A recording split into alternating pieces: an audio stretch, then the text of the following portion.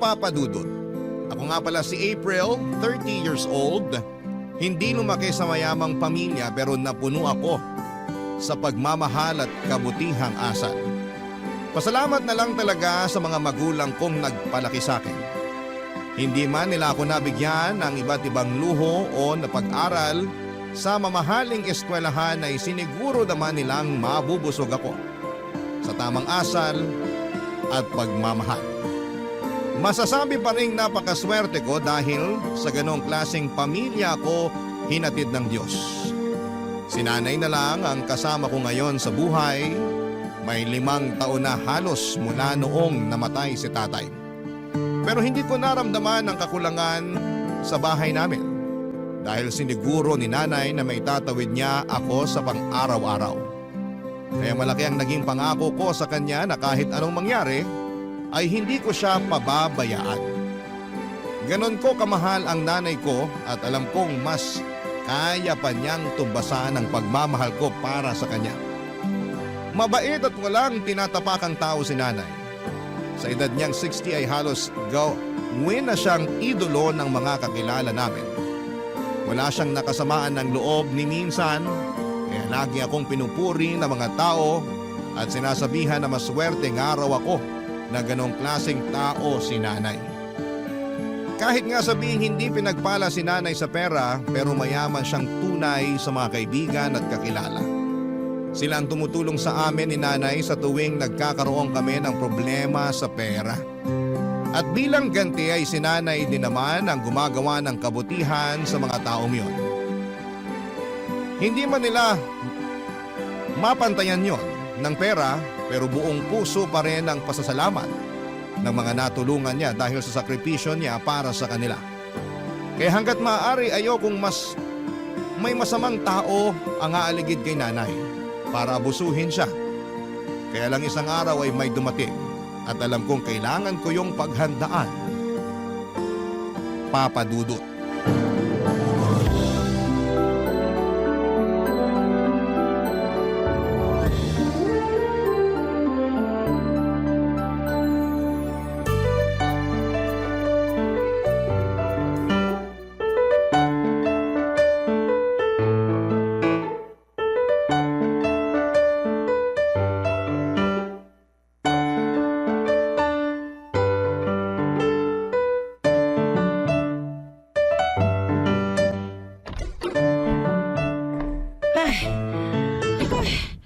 Mabuti at naabutan kita rito sa bahay, April. Saang basketball court na naman ba kayo tumakbo, Nay? Maupo nga muna kayo. Grabe ang hingal nyo, ha? Ay, nako. Galing nga ako sa basketball court. Paano mo nalaman? Biro lang sana yun pero totoo pala. Anong ginawa nyo sa basketball court? Tumulong ako kina Pastor Ray para mag-abot ng bigas sa mga nasasakupan ng church. Birthday kasi niya ngayon eh. Pa-blessing niya yung bigas na pinamigay. O asan ang bigas natin? Parang tayo lang ang walang natanggap na blessing, ha? Ay nako, hindi na ako kumuha. Mas kailangan nyo ng iba kaysa sa atin. Kaya pa naman natin bumili. Biro lang ulit yun, Nay. Pero bakit nga ba kayo hinihingal na umuwi? Tumakbo ba talaga kayo sa basketball court? Tumakbo ako kagad pa uwi rito mula sa basketball court. May babalita kasi ako sa iyo eh. Mag-aasawa kayo ulit? Maid of honor ako, ha? Ay, alam ko nagbibiro ka lang, pero kilabutan ka naman. Nakapalibot pa sa bahay natin ang picture ng tatay mo. Pag ikaw nadinig niyan, sige ka, hindi ka makakapasok ng langit para makasama siya. Naku, hindi naman natin sure kung nasa langit si tatay ngayon. Huwag kang magbiro ng ganyan. Hindi pwede sa impyerno ang tatay mo. Alam mong high blood yon. Hindi kakayanin ng batok niya ang init. Pero mas madali siya makakapagprito ng paborito niyang liempo kung nasa impyerno siya ngayon. Huwag mo nang biruin ng ganyan ng tatay mo. Ibahin na natin ang usapan. Ay, may uuwi. May uuwi? Si tatay ba yan? Uuwi na ba siya rito sa mundo? Ilang maleta ang dala niya? May pasalubong ba tayo? Ay naku, talagang bata ka, oh. Ayaw mo pa talaga magpaawat sa mga biro mo, ha? Last na yon. Sino nga ba kasi yung uuwi? Yung bunsong kapatid ko, ang tiya Dina mo. Ah, ganun po ba? Oo! tumawag nga kanina sa cellphone ko habang nag-aabot ako ng bigas eh. Binalita sa akin na uuwi siya next week para sa birthday niya. Nagalit pa nga sa akin kanina eh. Minsan na nga lang siya magpaparamdam sa inyo, nagawa niya pang magalit. Eh, hindi naman niya sadya. Nainis lang siya dahil hindi kami magkarinigan ng maayos. May ingay kasi sa basketball court kanina. Hindi niya naman kontrolado yung ingay sa basketball court. Makaunawa naman sana siya. Ay, hayaan mo na. Pagod yun gawa ng tambak na trabaho ron sa Australia. Alam mo naman na 4 ang pinasok niyang trabaho doon. Oo nga eh. Lagi niyang pinagyayabang yun sa atin. Eh, dapat lang naman ipagyabang niya yun. Pinaghirapan niya yun eh. Hindi porket pinaghirapan, dapat nang ipagyabang. Bakit kayo? Ang dami niyong magagandang ginawa hindi lang para sa akin kundi pati sa mga kakilala natin. Pero hindi niyo naman pinagyabang. Magkaiba kasi ang mga tao, anak. Para talagang hindi kayo magkapatid ni Tia Dina. Ang layo ng ugali mo sa kanya. Mapagpakumbaba ka, mayabang siya. Mahirap ako, mayaman siya. Naku, ginawa pang birong estado natin sa buhay. Aba, hindi naman biro yon. Totoo namang mahirap tayo at hindi ko yun kinakahiya. Pero laging pinapamukha sa inyo ni Tia Dina na dapat ikahiya ang estado natin sa buhay. Hindi naman. Baka naman ikaw lang ang nag-iisip nun. Hindi ka lang sanay na nakakasama ang Tia Dina mo. Pero ako, bilang kapatid niya, alam kong hindi naman siya masama. Sige na nga. Alam kong hindi ako mananalo sa ganitong usapan. Kapatid niyo siya eh. Ano bang laban ko ron eh, anak niyo lang ako. Makipagkumpetensya ba sa kapatid ko? Ay nako, hindi sa kinakalabang kita pagdating kay Dina. Gusto ko lang makita mo na may kabutihan ding tinatago ang tiyahin mo. Ang galing nga niyang magtago eh. Hanggang ngayon hindi ko mahanap ang kabutihan niya na sinasabi niyo. Ay, parang nasira ko pa bigla ang mood mo. Pag-usapan na nga lang natin ulit kung sa langit ba o sa impyerno nagpiprito ng liempo ang tatay mo.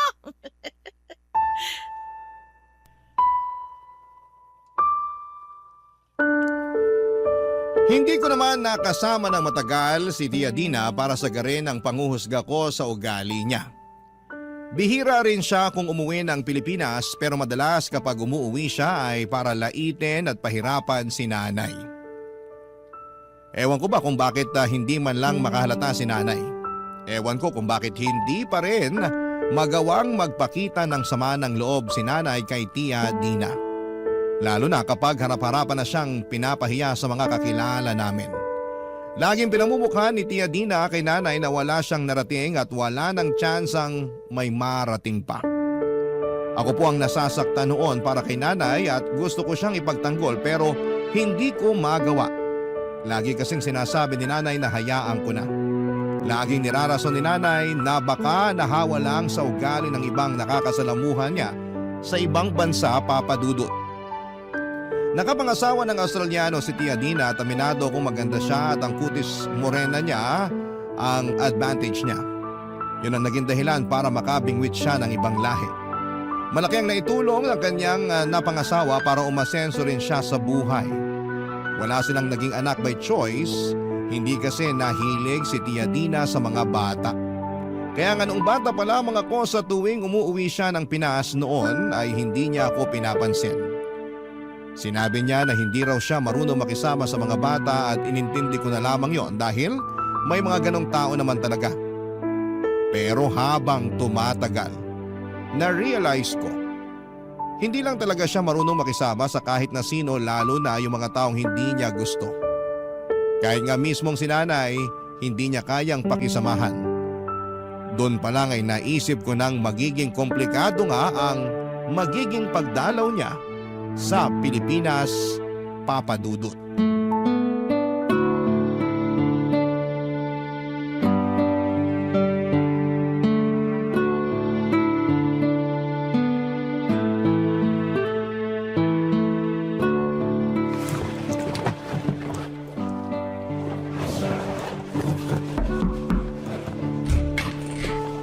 Nay, may kailangan po ba kayo?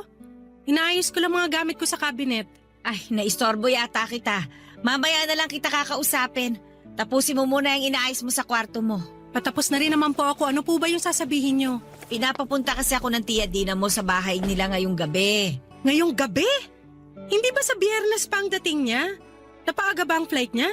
Sa Biyernes pa nga ang dating niya, kaya lang nakiusap siya na kung pwede daw mauna na ako ron sa bahay nila. Dahil Tutulungan ko yung caretaker sa bahay niya para maglinis. parang hindi naman ata tama yun. Kaya naman niya magbayad siguro na maglilinis ng bahay niya. Bakit kailangan ikaw pa yung gagawa nun? Gusto ko rin naman, para maigalaw-galaw ko tong mga buto ko. Alam mo naman kapag nagkakaedad na, kailangan mapatunog na ang mga buto. Para hindi kalawangin ang mga ito. Ayun na nga. Nagkakaedad na kayo kaya hindi na ganun katibay ang mga buto nyo. Mas kailangan nyo na ng pahinga. Ay, napapagod ako magpahinga. Nay, hindi porket bata kayo sa pagtatrabaho dito sa bahay at sa barangay natin ay aabusuhin nyo ng katawan nyo. Ako na nagsasabi sa inyo, tamad ako maghatid ng matanda sa ospital.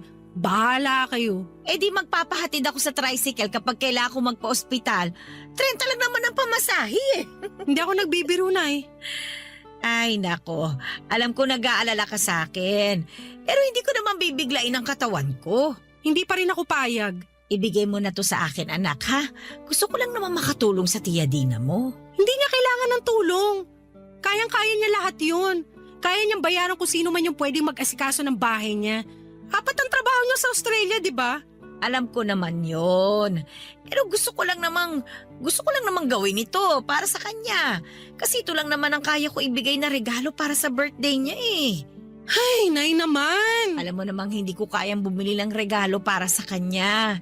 Hirap nga akong pumasok sa mall at umikot-ikot doon dahil baka makabasag ako tapos hindi ko mabayaran. Ako na lang bahala sa regalo.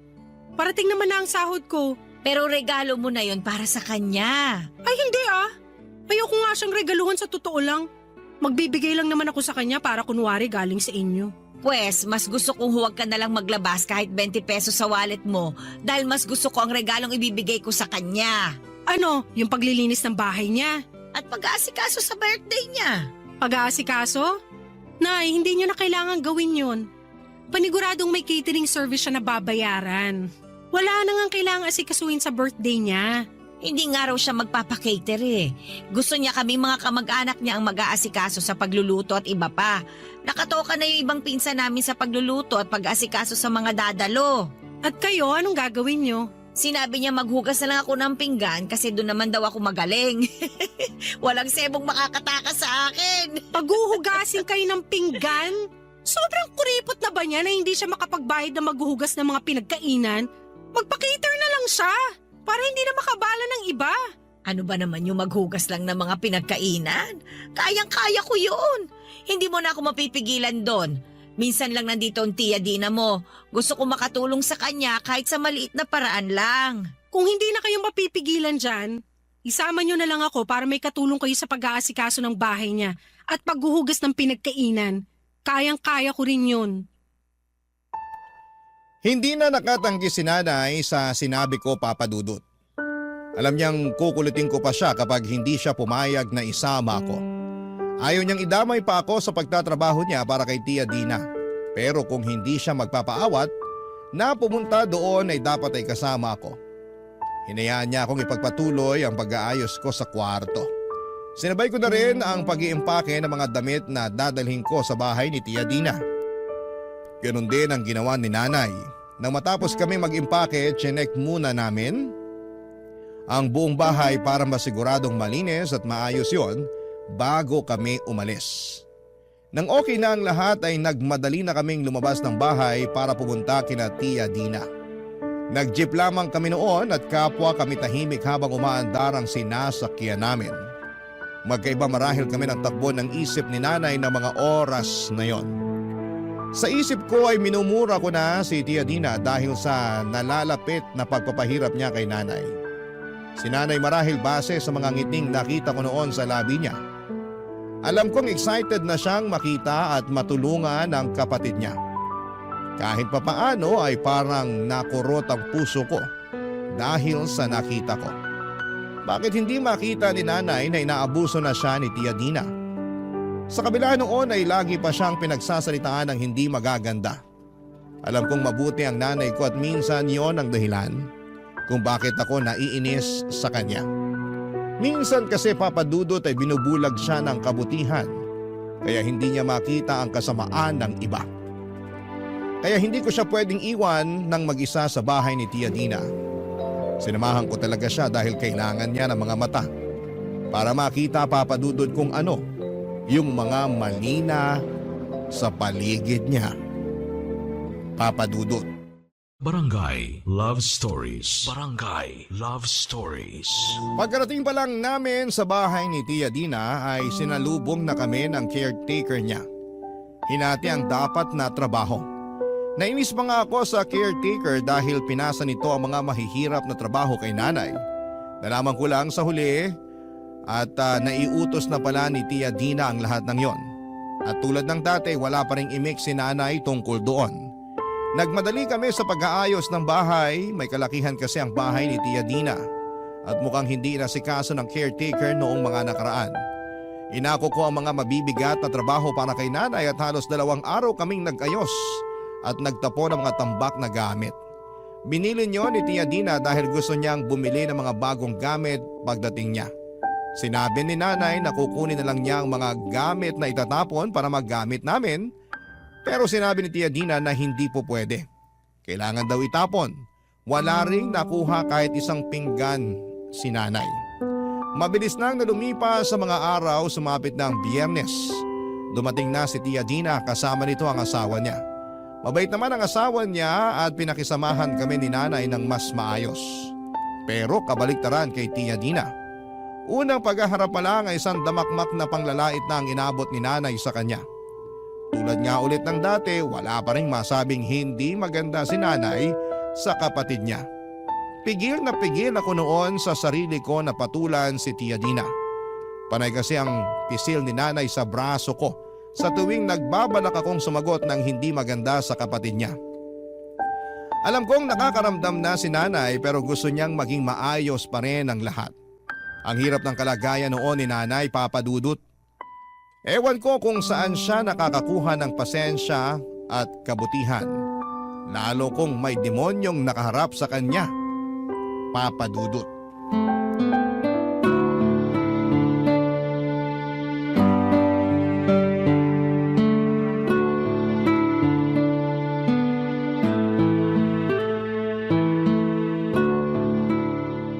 Ano ba naman, ate? Hindi ka ba makabili man lang ng kahit isang bagong bestida? Oh, bakit naman? Mas kupas pa kaya sa basahan sa karinderya yung damit mo eh. Palitan mo naman. Paborito ko kasi ito eh. Prescott, iniregalo pa sa akin to ng asawa ko nung buhay pa siya. Kaya hindi ko magawang itapon. O edi gawin mong basahan para nasa bahay niyo pa rin. Kung wala pa namang butas at hindi pa gutay-gutay, pwede pang pagtiyagaan. Kaya ko pang patawarin ng pagkupas. Ikaw, ang ganda mo lalo, Dina, ha? Bagay sa'yo yung suot mo. Mas lumutang ang pagiging makinis mo. Mahal tong suot ko. Baka kulang pa ang 2 buwang renta sa bahay niyo para makabili ka ng ganito. Mukha naman. Hindi ko natatangkaing tanongin yung presyo niyan at baka mahilo lang ako. Hayaan mo, Nay. Kapag umasenso ako, bibili kita ng 10 ganyan. 10 ganito? Itong suot ko? Magtiyaga na lang kayo sa kung anong kaya nyo lang. Hindi basta-basta ang magdagdag ng luho kung hindi naman kayang panindigan. Wala naman pong masamang mangarap. Wala naman talaga. Pero ingat lang. Huwag masyadong taasan kasi masakit ang bagsak niyan. Nagbibiro lang naman itong si April. Hindi na naman ako papayag na bilhan niya ako ng mahal na gamit eh. Hindi naman ako mahilig sa mga ganyan. Tama naman. Mukha namang sapat na sa'yo yung mga kupas. Alam niyo, Dina, yung birthday mo pala bukas. Paano ba ang gagawin natin? Uulitin ko na naman ba, ate? Pagod ako sa flight ko. Hindi mo pa rin ba naintindihan yung sinabi ko sa'yo nung nakaraan? Ay, naiintindihan ko naman. Baka lang kako may ipapagawa ka pang iba eh. Pwede rin naman ako magluto. Ay, hindi na. Huwag kang dadampot kahit isang rekado sa kusina. Hindi ko gusto luto mo. Hindi magugustuhan ng mga bisita ko. masarap naman po magluto si Nanay. Lutong karinderya lang ang kaya ng nanay mo, April. Para namang hindi mo alam. Ganon din naman po ang mga pinsan nyo. Parehas lang sila ng alam ni Nanay sa pagluluto. Maiha-hire ako para magluto. Hindi ko na kailangan paglutuin ng mga pinsan ko. Bali tutulungan na lang ba nila ako sa paghuhugas ng mga pinagkainan? Hindi. Kaya mo na naman ng mag-isa ang paghuhugas, ate. Gusto kong makasalamuha ang mga pinsan natin kaya hindi ko na sila pagtatrabahuhin pa. Ay, ayos lang naman yun sa akin. Namiss ka ng mga pinsan natin kaya kailangan ninyong magkwentuhan. Bali si nanay lang ang magtatrabaho para sa birthday nyo? Tama, Ayaw niya bang isali si nanay sa kwentuhan? mas kailangan siya ng mga pinggan. Joke. Hanggang ngayon mapagbiro ka pa rin, Dina. Pero walang halong biro. Ikaw na ang bahala sa paghuhugas ng mga pinggan, ate, ha? Alam kong forte mo ang magtanggal ng sebot na kadikit na kanin sa mga pinggan. Galingan mo, ate. Marami kang huhugasan. Oo naman. Kayang-kaya ko yan. Binida ko nga rito kay April na magaling ako maghugas ng pinggan eh. At proud ka pa talaga. Anyway, nilinis mo na ba yung kwarto namin ng asawa ko? Ako na po ang naglinis. Busy kasi si nanay sa paglilinis ng bubungan nyo at estero. Ah, okay. Kung sakali mang hindi ko magustuhan yung linis ng anak mo, ate, palinis na lang uli, ha? Ay, oo naman. Kayang-kaya ko yan. Mabilis kaming tinalikuran ni Tia Dina pagkatapos noon. Nanginginig ako sa mga sinabi niya kay nanay. Pinakalma naman ako ni nanay at pinaliwanag niya na ganon lang si Tia Dina kapag pagod at puyat. Unawain na lang daw namin dahil aayos din naman ang mood niya kapag nakapagpahinga. Pero hindi naman yon nangyari, Papa Dudut. Kinabukasan sa selebrasyon ng kanyang kaarawan ay tila lumalapa ang ugali niya. Wala siyang ibang ginawa kundi ang magmataas sa lahat. Pinagyabang din niya kung ano man ang pwedeng ipagyabang sa sarili niya.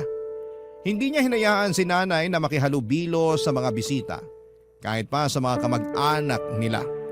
Nasa kusina lang kami noon at nag-aabang ng mga hugasin. Kapag may dumarating na huhugasan ay mabilis naming inaasikaso. Dahil binilinan kami ng Tia Dina ko na ayaw niyang may madadaanan ng mga bisita niya na may mga nakatambak na hugasin. Hindi pa rin kami kumakain noon. Hindi kami pwedeng kumain sa handa niya. Bago ang selebrasyon, kinain namin ang natirang ulam noong isang gabi sa ref niya. Nagkasya naman yon sa amin. Dinaan na lang namin sa juice na inaabot sa amin ng isang serbedor. Doon ako naiinis, Papa Dudut. Kaya naman pala ni Tia Dina na kumuha ng serbedor, bakit hindi niya magawang kumuha ng maghuhugas ng mga pinagkainan niya? Para naman makapagpahinga na si nanay at makasama na rin niya noon ang ibang mga kamag-anak nilang dumadalo. Alam kong nakakahalata na kahit papaano si nanay pero ayaw niya lang magsalita ng hindi maganda kay Tia Dina.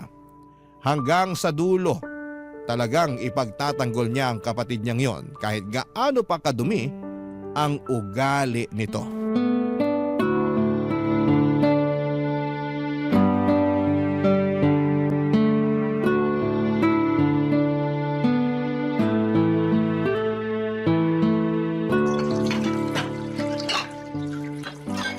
Nay, Oh, ano yun?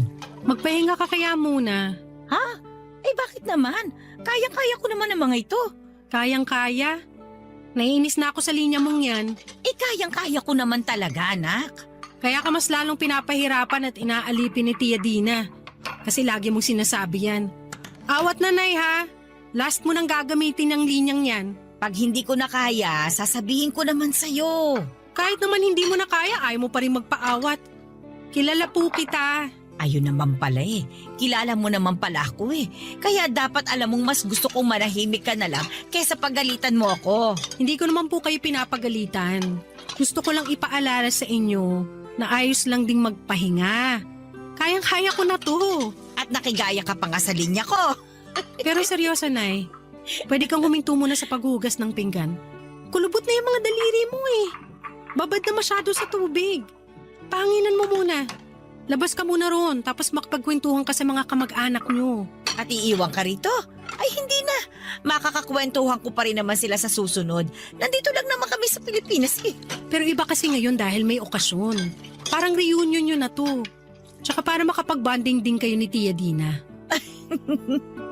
Alam mo may naalala lang akong bigla sa kabataan namin ng Tia Dina mo. Nako, nililihis mo na naman ang usapan para hindi kita patigilin sa paghuhugas ng pinggan. Ay, Ay, seryoso nga ito, anak. Nung bata pa kami, paborito naming gawain yung paghuhugas ng mga pinagkainan. Kapag tapos na kami ng pamilya na kumain, nagmamadali na kami ni Dina para pumunta sa kusina at maghugas. Poso pa nun ang gamit namin. Salitan kami nun. Minsan ako nagbobomba sa poso, siya ang maghuhugas ng mga plato. Tapos magpapalitan kami sa susunod. Close pala kayo dati? Abay, oo naman. Kaya namin paborito ang paghuhugas ng mga pinagkainan kasi nakakapagkwentuhan kami ng mga bagay na hindi namin pwedeng iparinig sa mga magulang namin. Ano ba yung pinagkukwentuhan nyo? Ayun, madalas tungkol sa mga natitipuhan naming binata sa amin o kaya mga reklamo sa mga pinsan namin. Minsan naman, naglalabas kami ng sama ng loob sa mga magulang namin. Basta kapag naguhugas kami ng pinggan, kami lagi ang magkakampi. Lagi kami nakikinig sa isa't isa. Napapagalitan na nga kami madalas ng mga magulang namin kasi natatagalan ng paghuhugas naming dalawa. Paano bang hindi tatagal? Napapasarap kami sa kwentuhan. Nay, pwedeng magtanong. Ano ba yun? Ate, bakit parang nagchichismisan lang kayo dyan? Bakit hindi pa tapos yung mga hugasin? Nakakwento ko lang kasi kay April na paborito nating gawaing bahay itong paghuhugas. Kaya... Wala akong pakialam! Unahin niyo yung paghuhugas ng mga pinggan. Parating na yung mga ibang bisita ko. Dalian niyo! Mas inuuna niyo pa kasi ang kwentuhan eh. Magtrabaho kayo! Umira pa sa amin si Tia Dina bago umalis ng kusina. Hindi na natuloy ni nanay yung kwento niya. Hindi na rin ako nakapagtanong pa kay nanay dahil nagseryoso na ito sa paghuhugas ng pinagkainan. Nakatutok na ito sa pagtatanggal ng mga tumigas na kanin sa pinggan. Inobserbahan ko siya, Papa Dudut, alam kong nasaktan siya sa sinabi ni Tia Dina. Alam kong mahalaga sa kanya ang ala-alang binahagi niya sa akin noong mga bata pa lamang sila. Pero agad yung tinabla ni Tia Dina na para bang hindi yon dapat maalala pa. Nakatungo lamang si nanay at napansin kong nilalabanan lamang niya ang pagluha. Nag-focus na lamang din ako sa paghuhugas at pagkatapos noon ay nagpaalam ako para magbanyo. Hindi naman talaga ako na babanyo ng mga oras na yon pero gusto kong mapag-isa si nanay.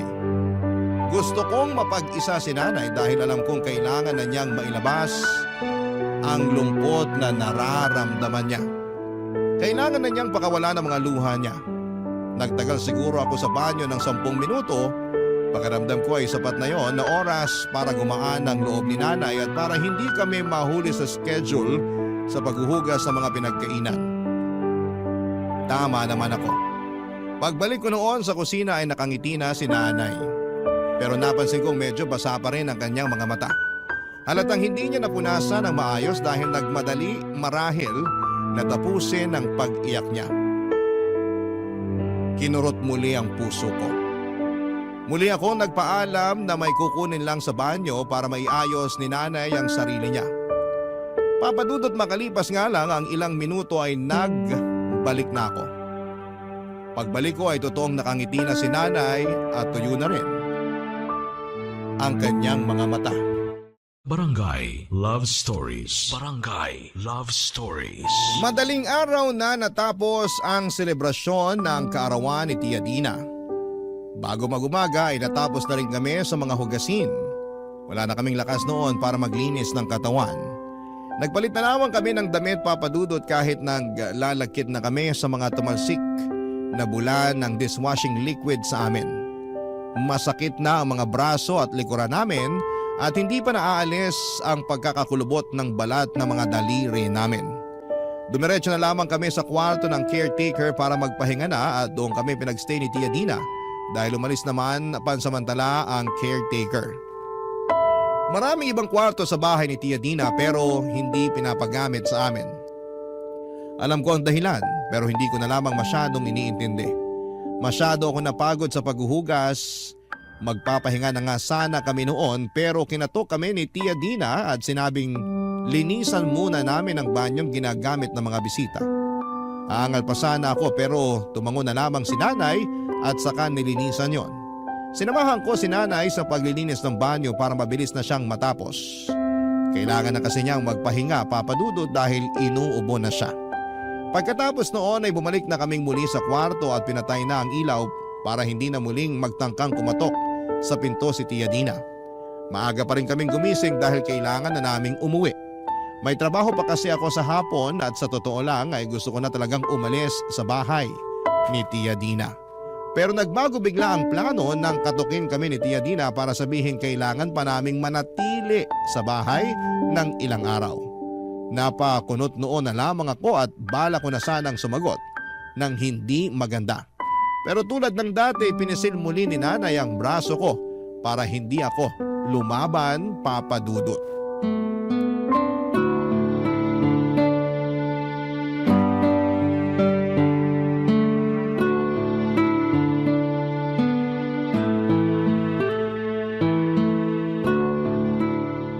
Hindi po pwedeng dumito pa kami ni Nanay sa inyo. May trabaho na po kasi ako mamayang hapon. Eh di umuwi ka. Si ate lang naman ang mas kailangan ko rito. Hindi ko po pwedeng iwan si Nanay dito na mag-isa. At ano ba sa tingin mong gagawin kung masama sa nanay mo? Kaya hindi mo siya magawang maiwang mag-isa rito. Ang ibig lang sabihin ni April, Dina, hindi siya sanay na hindi ako kasama sa bahay. Hindi makatulog ang pamangkin mong to kapag wala ako. Hindi ba, April? Ganun nga po. Kung ganon, edi wag ka nalang pumasok sa trabaho mo para makapag-stay ka pa rito. Papasok pa rin siya sa trabaho niya mamaya. Malapit lang naman dito ang opisina niya eh. Paano papasok sa trabaho? Eh kailangan ko pa kayo ngayon hanggang bukas. Para saan po? Maghugas ng pinggan? Tapos naman na po ang birthday nyo. Wala nang huhugasan. Kung meron man, yung mga pinagkainan nyo na lang na mag-asawa. Kaya nyo naman na po siguro yun, di ba? Hindi pa tapos ang birthday ko. Mamayang tanghali pupunta tayo sa resort para ituloy doon ang selebrasyon. On the way na nga ron yung mga kamag-anak natin at ibang bisita ko eh. Napag-usapan na namin to kahapon. Napag-usapan nyo na pala kahapon. Bakit hindi nyo to sinabi sa amin? Para nakapagandaman lang kami. Anong maghahanda pa kayo? Hindi na kailangan. Kung ano na lang ang baon yung damit, sapat na yon. Hindi naman kayo maliligo, makikiparty doon. Maghuhugas ulit kami ng pinagkainan? Oo, konti lang naman siguro yon. Pero mas kailangan ko na magbantay kayo sa mga cottage na rerentahan ko. At saka para may mauutusan. Tagahugas na, tagabantay pa. Utusan pa? Tama! Ganun nga! Matalino rin pala tong anak mo ate, no? Buti hindi nagmana sa'yo. Matalino talaga si April, mabait pa. Proud ako dyan kasi napalaki ko yan ng tama. At saka… Maganda na kayo para makaalis na tayo. Nilista ko na lahat ng mga kukunin sa kusina para baunin natin dun sa resort. Konti lang naman, makakapagpahinga kayo ron kahit papano kasi may ibang mag-aasikaso ng mga kailangan bukod sa inyo. Kung meron naman po palang ibang mag-aasikaso, baka pwedeng pass na kami ni Nanay. Kailangan ko po talaga na magtrabaho mamaya eh. Umabsent nga lang ako kahapon. Babayaran ko na lang kung magkano ang sahod mo ngayong araw. Sumama ka na lang para hindi malungkot tong nanay mo na mag-isa lang siya ron. Paano po kaya ako makipag-bonding na lang sa inyo si Nanay? Isalin niyo na lang po siya sa kwentuhan niyo magkakamag-anak. Ako ang kailangan nilang makasama kasi ako ang balikbayan. Ang nanay mo naman andito lang sa Pinas. Umay na sila sa kanya. Nasabi ko nga yan kay April nung nakaraan. Makakausap ko pa rin naman sila dito sa mga susunod. Ayos na ito, Dina. Mag-enjoy ka sa resort mamaya. Kami nang bahala ni April sa ibang mga kailangan. Ang bilis mo talagang kausap, ate. Yang ugali na yan ang hindi naman na sa'yo ni April. Sayang naman, hindi mapakinabangan. O siya, pakiayos na lang lahat ng mga kailangan natin bago bumiyahe ha. Nakadikit na sa ref yung listahan, pakicheck na lang. Magsha-shower at magkakape lang kami ng asawa ko. Pagkatapos nun, alis na tayo. Nay naman! Parang kinampihan niyo pa si Tia Dina sa pagmamaliit niya sa atin eh. Pasensya ka na anak ha. Wala na rin akong magawa eh. Ayoko namang mamroblema ang kapatid ko. Huli na naman siguro ito. Pagbigyan na natin. Birthday naman niya eh. Naiinis na ako kay Nanay noon na wala na ang pagtitimpi ko sa kabutihan niya. Hindi ko na talaga alam kung paano pa siya ipagtatanggol sa mga pagtanggap niya ng pang-aabuso mula kay Tia Dina. Kahit ako ay nadamay na sa sitwasyon nilang dalawa. Gustuhin ko mang pumasok sa trabaho pero hindi ko nagawa. Hindi ko talaga pwedeng iwan si Nanay nang mag-isa lamang doon sa resort. Alam kong mas lalo lang lalakas ang loob ni Tia Dina para pahirapan si nanay kapag wala ako roon sa tabi niya. Hindi ko naman mapapayagan yon kahit naiinis na ako kay nanay. Tinawagan ko ang boss ko at nagpaalam, Papa Dudut. Mabuti na lang at naintindihan ng boss ko ang lahat. Pinayagan niya akong umabsent dahil wala naman daw masyadong gagawin sa office. Kaya na raw nila yon. Pero ewan ko ba, mas gusto ko na lang na pumasok sa trabaho kesa sumama kina Tia Dina. Mas gusto ko pang ma-stress sa trabaho kesa ma-stress sa pagiging kontrabida ng tiyahin ko, Papa Dudut. Nang matapos na kami sa pagkuha ng mga kailangang dalhin sa resort ay umalis na rin kami kaagad. Nang nakarating na kami sa resort ay sinimula na ni Tia Dina ang selebrasyon niya para sa part 2 ng kanyang birthday celebration. At tulad ng inaasahan ay tagahugas muli kami ng pinagkainan. Pinagbantay din kami ng mga cottage at ginawang utusan lalo na kapag may ipapabili. Mas gusto ko pa ang part 1 ng birthday celebration ni Tia Dina dahil nasa kusina lang kami ni nanay at hindi namin nakikita ang mga kaganapan sa party. Sa part 2 kasi ng birthday celebration niya ay kitang-kita namin ang kasiyahan ng mga kamag-anak namin at ibang bisita habang kami ay walang ibang magawa kundi ang tuparin ang inutos na trabaho sa amin ni Tia Dina. Noong sumapit na ang gabi ay nagligpit na kami ni nanay at ibang kasamahan namin na binayaran ni Tia Dina para tumulong. Kinausap ko si nanay kung pwedeng umuwi na kami at huwag nang magpalipas ng gabi doon. Maski si nanay ay gusto nang umuwi kaya kinausap niya si Tia Dina para magpaalam na kami. At sinamahan ko nga siya, Papa Dudut.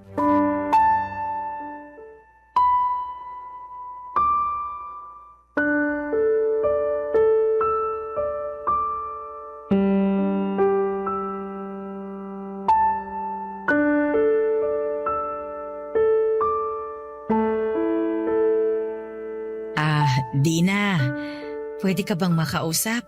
Natapos nyo na ba ligpitin yung mga nasa cottage? Ay, oo, tapos na. Nailagay na rin namin sa sasakyan yung mga gamit. Mabuti naman. Matulog na kayo. Maaga tayong aalis bukas kasi sasama ko pa kayo sa mall. Bibili ako ng mga gamit sa bahay ko. Kailangan ko na magbibit-bit. Hindi na po sana kami magpapalipas ng gabi rito at mas lalong hindi na kami makakasama sa mall bukas. At bakit? Bayad ko na yung kwarto nyo. Sasayangin nyo lang yung pera ko? Kailangan na kasi naming umuwi ni nanay. Hindi na ako pwedeng umabsent. Kailangan ko nang pumasok sa trabaho. Eh di ikaw na lang ang umuwi. Huwag mong isama ang nanay mo. Kailangan ko ba siya rito para asikasuhin kami ng asawa ko bukas bago umalis? Asikasuhin? April! Hindi pa po ba sapat yung pag-aasikaso namin sa lahat ng kailangan nyo bago pa kayo dumating ng Pinas? Ginawa nyo na nga kaming katulong. Aba, ganyan ka ba naturuang sumagot ng nanay mo? Ano to ate? Ito ba ang pinagmamalaki mong magandang asal ng anak mo? Kung asal lang din naman ang usapan. April anak, okay lang bang iwan mo muna kami ng Tia Dina mo? May sasabihin lang ako. Ayusin mo na mga gamit natin. Ako nang bahala dito. Pero Nay! April, sumunod ka na lang. Sige na anak. Sige na. Ay, sige po. Maayos kaming nakiusap ng anak ko para payagan mo na kaming umalis. Kami pa ang pinagmukha mong masama. Kami na nga itong tumulong sa iyo sa lahat. May usapan tayo ate. Pumayag ka na tulungan niyo ako. Pero wala sa usapan natin, aalilain mo kami. Iba ang pagtulong sa pangangatulong. Hindi mo kami bayaran. Kung bayad lang pala ang gusto mo, edi sige. Babayaran ko kayo. Sabi na pera lang pala talaga ang kailangan nyo.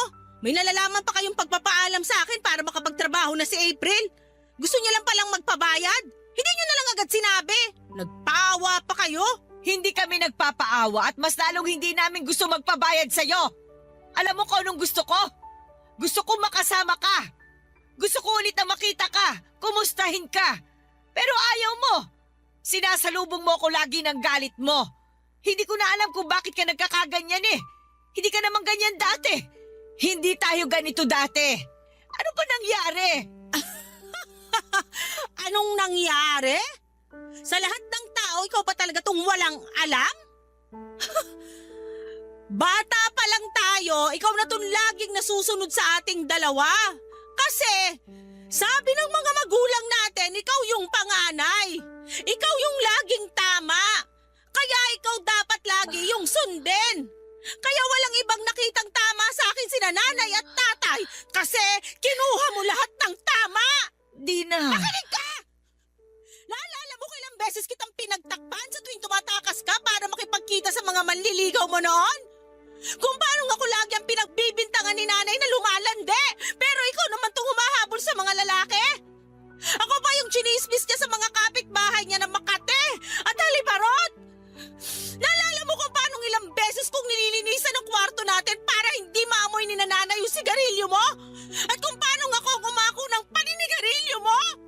Hindi mo alam kung gaano kasakit ang paghampas at pagsampal ni tatay sa bibig ko dahil ang buong akala niya ako ang naninigarilyo sa ating dalawa? Dina, hindi ko naman alam lahat ng... Hindi mo alam kasi wala ka namang pakialam! Puro sarili mo lang ang iniisip mo noon! Puro ikaw lang ang iniisip na protektahan at mahalin ni nanay noon!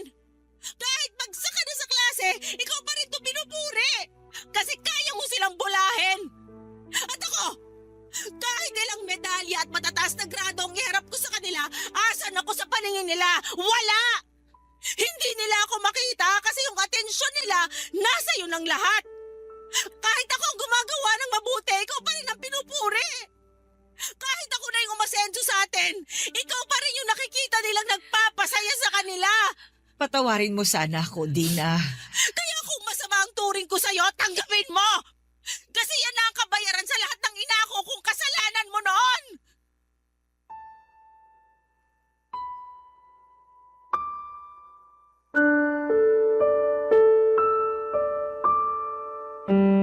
Narinig ko ang usapan ni nanay at Tia Dina para ko nang hina sa mga nalaman ko.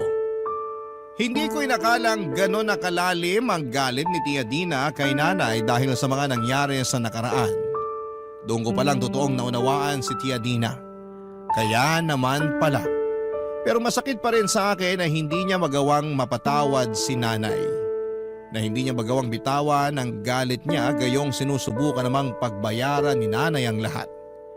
Hindi ko na inabot ang ganong ugali ni nanay at wala na sa mga kakilala namin ang nakakaalam sa ganong naging nakaraan ni nanay. Nagbago na si nanay at masakit sa akin na hindi yon makita ni Tia Dina. Pero hindi ko naman masisisi ang tiyahin ko at masyadong malalim na ang naging sugat niya para magtiwalang muli sa nanay ko. Hindi madaling bitawan ng pait, lalo kung nasanay ka na sa lasa noon. At lagi mo nang hinahanap-hanap kahit ano pang panahon. Hindi muna ako agad nagpakita kina nanay at Tia Dina para makahinga pa sila mula sa naging pag-uusap nila. Naunang umalis si Tia Dina habang si nanay naman ay napaupo sa gilid at tila nanghihina sa naging usapan nilang dalawa. Doon pa lang ako lumapit, Papa Dudut. Niyakap ko si nanay. Hindi namin napag-usapan ang mga nangyari. Alam kong hindi pa ready si nanay para doon. Kaya naman sinabi ko na lamang na mas magandang manatili muna kami roon para maasikaso ang ibang kailangan. Nakangiti ako at sinabing pwede na kaming makapag-enjoy sa resort bago kami umuwi. Ngumiti si nanay kahit kita pa rin sa mga mata niya ang kalungkutan. Inaya ko siyang maglakad-lakad sa resort para makahinga siya. At nang medyo makalayo-layo na kami, sa paglalakad ay saka nagkwento si nanay tungkol sa kanilang magkapatid. Inakbayan ko siya at sinabing pareho ko silang naiintindihang dalawa. Awang-awa si nanay kay Tia Dina, gusto niya makabawi lalo't alam na ni nanay ang naging pagkakamali niya sa kapatid niya. Hinawakan ko ang kamay ni nanay at sinabing handa rin akong tumulong para mabilis siyang makabawi kay Tia Dina. Sinabi ko sa kanya na kahit na ilang libong pinggan ang ipahugas ni Tia Dina ay huhugasan ko. Patawarin niya lang si nanay. Doon na tumawa si nanay. Namana ko raw sa kanya ang galing ko sa pagpapatawa. Doon ako tumawa at medyo gumaan na rin ang pakiramdam. Huminto kami pansamantala sa paglalakad. Nagkatinginan kaming dalawa.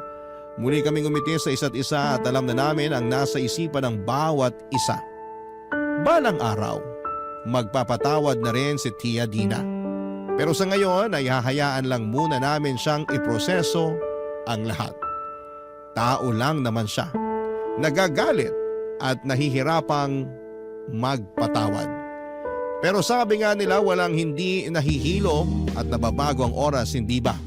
Maraming salamat po sa pagbasa ng aking liham at sana'y nakapaghatid kami ng aral sa lahat ng tagapakinig ng Barangay LS. Ako ang inyong kapuso at kabarangay at ka-forever, April. Dear Papa Dudo, kapag nagmamahal ang tao, nagiging kampante tayo. Mahalaga yon dahil nararamdaman nating ligtas tayo, kapiling ang taong mahal natin. At yon ang eksaktong naramdaman ko kay Keon na naging boyfriend ko simula pa lamang noong kami ay nasa kolehiyo. Pero bago ako magkwento ay gusto ko munang magpakilala sa inyo. Tawagin niyo na lamang po ako sa pangalang Sadie, 31 years old, taga-Pasig at isang private company employee dito sa Makati. Magsisimula ang lahat noong nasa second year college na kami ni Keon. Magkaklase kami na kumukuha ng business course. Kaklase ko na rin siya noong nasa first year ako dahil block section lang naman kami.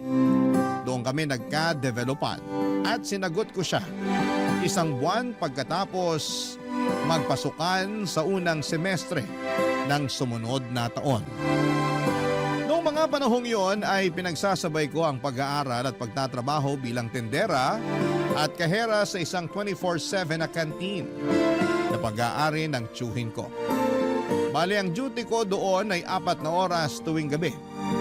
At kung wala akong pasok sa eskwelahan, papadudot.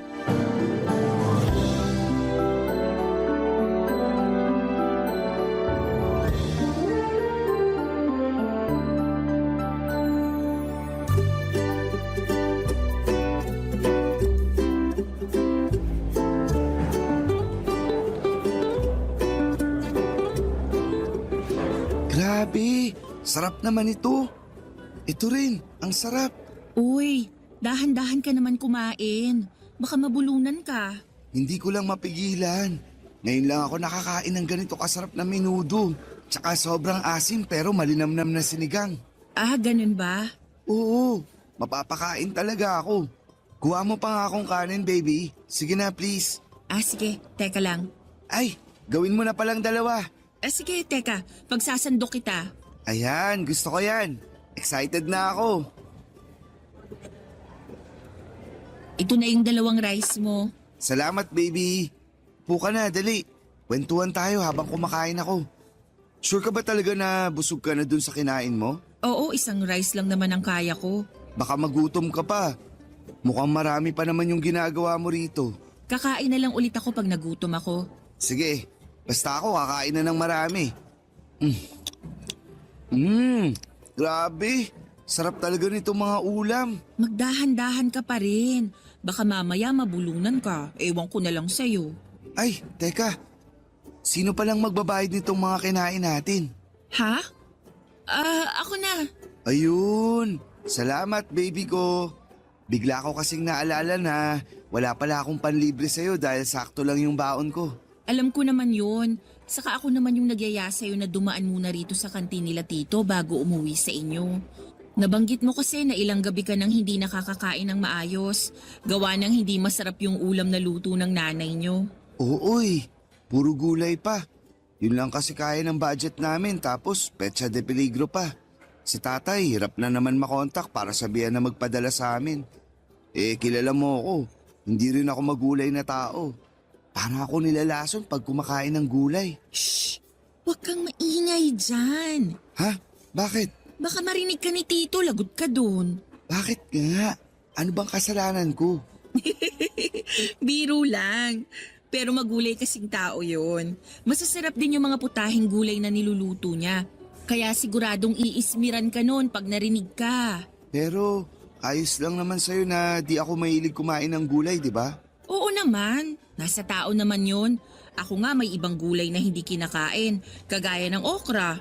Ayoko kasi nun masyadong madulas. Saka hindi ko gusto yung lasa. Ano pa bang gulay ang hindi ko kinakain? Ako, patatas lang kinakain ko. Ay oo nga. Mahilig ka nga sa fries. Sinabi mo pa, inuulam ko pa nga sa kanin yun eh. Totoo? Oo, panalo yun. Try mo minsan, busog na busog ka. Dami mo talagang alam. Siyempre, mahilig kaya akong kumain. Malas lang kasi di masyadong masarap magluto si nanay. Ultimo adobo, hindi niya makuha yung lasa. Paanong hindi makuha yung lasa? Basta, iba-iba yung lasa pag nagluluto siya. Minsan maalat, minsan naman matamis. Napaisip tuloy ako kung may tamang lasa at timpla ba ang adobo. Meron yun. Pero di ko na alam kung ano dahil di naman ako culinary student. Sa bagay. Bakit sa inyo? Anong version yung laging niluluto ng mama mo? Yung manamis-namis.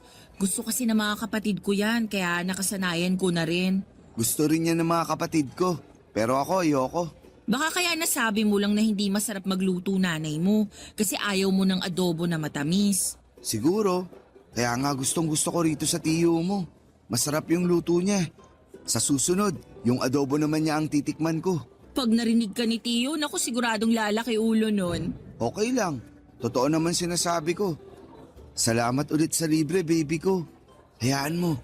Pag nakagraduate tayo at nakapagtrabaho, ako naman ang manlilibre sa'yo. Hindi lang sa kantin kagaya nito, kundi sa mga mamahaling restaurant pa. Ikaw talaga. Kumain ka na nga dyan para makauwi ka na. Malapit na rin magsimula yung trabaho ko eh. Sige, ubusin ko lang tong kanin. Mga padudod, kung i-describe ko si Keyon ay masasabi kong crush siya ng lahat. Guwapo kasi siya, makinis ang balat na akala mo ay naliligo sa gatas. Maputi at matangkad at ako naman saktong ganda lang pero may ibubuga naman sa klase. Hindi naman sa minamaliit ko ang aking sarili pero minsan ay napatanong na ako sa kung paano niya ako nagustuhan. Sa amin kasing magkakaklase, ako lang ang working student. Paulit-ulit ko yung tinatanong sa boyfriend ko pero di naman niya masagot. Basta sabi lang niya ay may nararamdaman siyang something o kakaiba para sa akin. Pero hindi rin daw malinaw kung ano. Sa huli ay iniisip ko na lamang na baka ganon talaga pag in love ang tao. May nararamdamang something na hindi maipaliwanag. Sa pagpapatuloy ng aming relasyon dahil nga ako ang may trabaho sa aming dalawa, ng mga panahong yon, ako ang gumagastos sa lahat ng date namin. Hirap din kasi ang pamilya ni Keyon sa buhay. May tatay nga siyang OFW pero hindi naman lagi nagpapadala sa kanila. Mas inuuna pa nitong padalhan ang babae nito kesa sa pamilya nila. Kaya nga naiintindihan ko ang boyfriend ko kung galit siya sa tatay niya. Kawawa kasi ang nanay niya at 3 nakababatang kapatid na babae. Mahirap din naman ang buhay namin, lalo't labandera lamang si mama at factory worker naman ang trabaho ng papa ko. Kaya nga sa abot ng aking makakaya ay gusto kong tumulong sa kanila sa pamamagitan ng pagsagot sa sarili kong baon sa eskwelahan. Pero kaming panganay ni Keyon kaya ay naiintindihan ko. Paro kaming panganay kaya naiintindihan ko ang nararamdaman niya, Papa Dudut.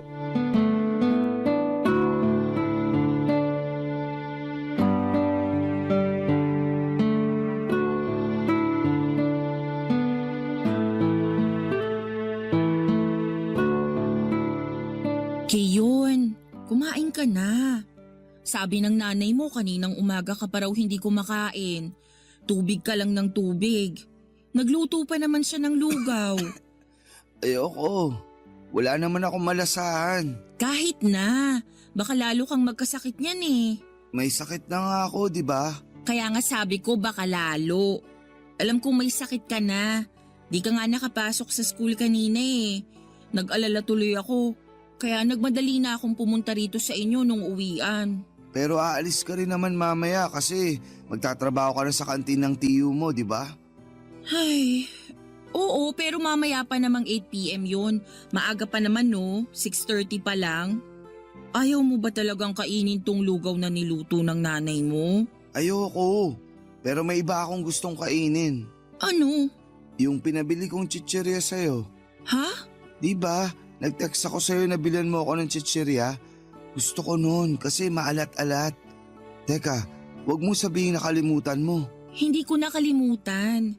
Pero seryoso ka ba na yun ang gusto mong kainin? Oo, mukha ba akong nagjo-joke? Nagtatanong lang naman. Seryoso nga. Tsaka may dala ka rin bang soft drinks? Yung sa lata na malamig na malamig. Paborito ko yun eh. Meron, pero nag-aalala ako sa'yo. Wala pang laman yung sikmura mo. Tapos chichirya at soft drinks na agad ang gusto mong kainin at inumin? Akala ko ba lalo ako magkakasakit kapag di ako kumain? Oo, pero hindi naman junk foods yung ibig kong sabihin na dapat kainin mo. Kung hindi mo papakain yung mga dala mo, mabuti pa umalis ka na lang. Iwanan mo na lang ako. Matutulog na lang ako. Kiyo naman eh. Para ka kasing di nakikinig. Sabi ko ayoko ng lugaw ni nanay dahil wala namang lasa yun. Yung chichirya at soft drinks meron. Baka nga ganahan ako lalong kumain dahil sa mga yan. Huwag ka nang magtampo. Nag-aalala lang naman ako sa'yo. Malaki na ako. Huwag ka na mag-alala sa akin. Ay, o sige, ganito na lang. Papayag lang ako na kainin mo tong mga dala ko sa isang kondisyon. Ano yun? Bibilang kita ng ulam kina tito, yung paborito mo, para naman makakain ka na. Tapos, saka mo kainin yung dala ko. Ayos ba? Kaso wala akong ganang kumain ng kanin at ulam. Parang iba yung gusto kong kainin. Ano? Gusto ko ng pizza, baby ko. Ha? Hindi naman yung mamahalin. Merong bagong bukas na tindahan ng pizza dyan sa kanto namin. Siguradong nadaanan mo yun kanina. Nung nakaraang araw ko pa gustong makabili ng pizza nila. Mura lang naman. 150 pesos lang yata. Hindi naman mura yun. Mas mura na yun kesa sa mga fast food na nasa 400 pesos pataas yung presyo. Sige na, bili mo na ako, baby ko.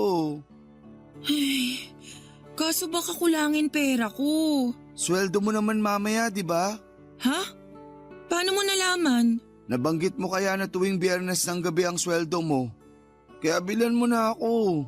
Sige ka, yan na lang chichirya sa soft drinks yung kakainin ko. Wag nga sabi eh. Kaya bilan mo na ako. O sige, bibilan na kita. Basta kumain ka ng marami ha. Siyempre, kakain talaga ako ng marami. Salamat baby ko. Pwede mo bang dagdagan ng chicken wings? Ha? Para kina nanay tsaka sa mga kapatid ko. Gusto kasi nilang makatikim nun pero hanggang tingin lang kami sa tindahan. Meron din dun malapit sa bilihan ng pizza. Sige na baby ko. Promise, kakain ako ng marami tapos iinom ng gamot para gumaling na ako agad.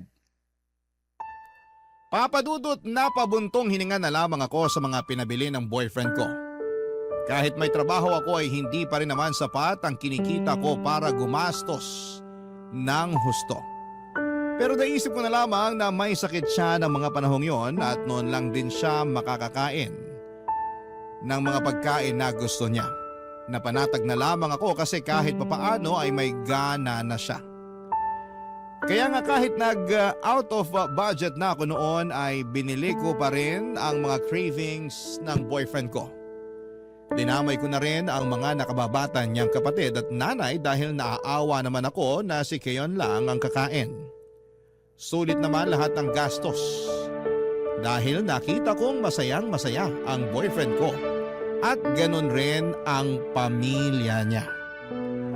Nagpasalamat naman sa akin ang mama niya at napakwento na bihira lang talaga silang nakakabili ng pagkain sa labas gawa ng kulang na kulang ang budget nila sa pang-araw-araw na mga gastusin.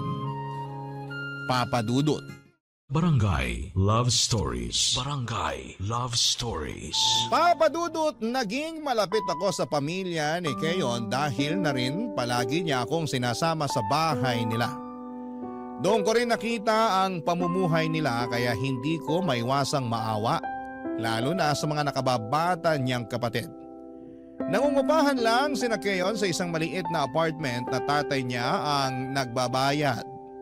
Pero hindi naman ito palagi nagpapadala ng pera na pangsustento sa pamilya dahil babaero ito. Si Keyon ang nag-iisang lalaki sa apat na magkakapatid. Siya ang kuya at tumatayong tatay sa pamilya nila. Kung hindi ninyo na itatanong ay matalino ang boyfriend ko. Palagi siyang nangunguna sa klase namin pagdating sa mga exams at quizzes. At masayang masaya ako para sa kanya dahil masipag din naman siyang mag-aral. Mataas ang pangarap niya para sa kanyang sarili. Gusto niya raw na mag-abroad pagka-graduate dahil malaki ang kikitain niya doon na pwede niyang ipantulong sa pamilya nila. Ganon din naman ako, Papa Dudut. Mataas ang pangarap ko para sa pamilya at sarili ko. Years later, nasa 4th year na college na kami. At habang unti-unti ko pang tinutupad ang bagay na yon, ay nagpatuloy ako sa pag-working student kahit na medyo nahihirapan ako dahil habang tumatagal ay mas nagiging demanding na ang pag-aaral, Papa Dudut.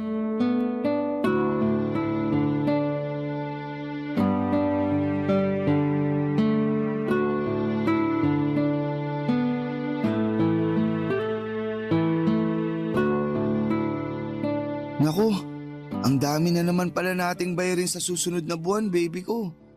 Tapos sa isang subject lang yun. Meron pang iba. Kaya nga nagko-compute na ako ng mga gagastusin natin para makapagtabi na ako ng pera. Alam mo naman na hindi rin ganun kalaki yung kinikita ko sa kantin ni Tiyo. Buti ka nga may pambayad na kahit paano. Kumusta naman ako? Hindi naman sa ganun. Anong hindi sa ganun? Alibasa, may trabaho ka tapos ako wala. Ay, siguradong mamomroblema na naman si nanay pag sinabi ko na maraming bayarin. Ganito na lang. Ano yun? Narinig ko kasi na parang aalis na yung boy ni Tiyo, yung tagabuhat niya sa kantin. Tapos tagamaneho na rin ang sidecar niya pag may mga pinipick up sa palengke. Uuwi na raw sa probinsya nila kasi manganganak na yung kinakasama. Doon na lang yata magtatrabaho, kaya sigurado maghahanap si Tiyo ng kapalit. Mabigat din kasi kung siya lang mag-isa sa kantin, kailangan niya ng katulong na lalaki. Teka nga, Ano? gusto mo bang sabihin na pumasok ako sa tiyo mo para kapalit nung aalis na boy niya? Oo? Para naman tayong naglolokohan dito, Sadie. Ano bang problema doon? Malaki. Kasi ano namang alam ko sa trabaho nung papalitan ko, di ba? Hindi naman mahirap matutuhan yung ginagawa niya. Saka nandun naman si Tiyo para turuan ka. Ayoko. Basta, ayoko. Ay, Kiyo naman. Tsaka wala na bang mas matinong trabaho dyan? Anong mas matino? Matino naman yun ah. Alam ko na matino yun, pero nakakapagod yun. Tsaka mainit at magmumukha akong marungis. Paano na lang kung may nakakita sa akin na ganun yung itsura ko? Ano na lang sasabihin nila sa akin, di ba? Sa pagkakaalam ko wala namang masama doon lalo kung kailangan mo ng pera. Saka wala namang trabahong madali. Ang importante, marangal. Merong trabahong madali tapos de aircon pa. Palagay mo sa akin, hanggang pagiging utosan lang ng tiyo mo? Sobra ka naman. Sobra na kung sobra, pero ayoko. Gusto lang naman kitang tulungang kumita ng pera. Lalo na marami tayong bayarin sa school. Saka pansamantala lang naman. Hindi ka naman habang buhay magiging utusan ni Tiyo. Saka mabait naman yun ah. Nagbabayad ng tama at saka libre pa pagkain. Ayaw mo nun? Palagi ka nang makakakain ng paborito mong ulam sa kantin niya. Ngayon naman sinasabi mo na patay gutom ako. Kiyo naman. Saan mo ba napupulot yung mga sinasabi mo? Saan pa ba? E di sa'yo mismo. Wala akong sinabing patay gutom ka. Sinabi ko lang yung mga bagay na pwede mong makuha habang nagtatrabaho ka kay Tiyo. Ang hirap sa'yo, minamasama mo na agad. Nagagalit ka kaagad. Sinong di magagalit? Simula bata ako, hindi ako pinagtrabaho ni nanay. Sigurado pag nalaman niya yung mga gagawin ko dun sa tiyo mo, hindi rin niya ako papapasukin. Gusto nun sa opisina ako magtrabaho, hindi sa ganung klase ng lugar. Kung makapagsalita ka, parang napakaruming lugar nung kantin ng Tiyo ko ah. Ikaw may sabi niyan, hindi ako. Alam mo, ewan ko sa'yo. Kung ayaw mo, edi wag mo. Ikaw na nga tinutulungan para kumita ng pera eh. Baby ko naman. He, wag mo ako ma-baby-baby dyan. Sorry na. Ayaw ko lang talaga nung trabahong inaalok mo. Alam mo namang kilala ako sa school natin, di ba? Tapos pagbubuhatin lang ako ng tiyo mo at gagawing driver ng pedicab niya. Wala ngang masama. Alam kong wala naman talaga, pero ayoko pa rin. Makakabawas kaya sa kagwapuan ko yun. Ewan ko na talaga sa'yo. Huwag ka nang magalit sa akin. Hindi naman ako galit. Nagulat lang ako sa katwiran mo. Kasi para mo namang sinabi na hindi maganda yung trabaho ko. Lalo dun ako sa kantin nila Tiyo nagtatrabaho. Hala, hindi ganun yung ibig kong sabihin, baby. Yaan mo na. Totoo rin naman na mahirap magtrabaho doon lalo kapag maraming customer. Mainit din pag tirik ang araw. Tapos marami pang hugasin. Hindi na nga ako magkanda-ugaga minsan eh. Minsan nga napapasabi na lang ako na pagod na ako at ayoko nang magtrabaho. Pero wala naman akong choice.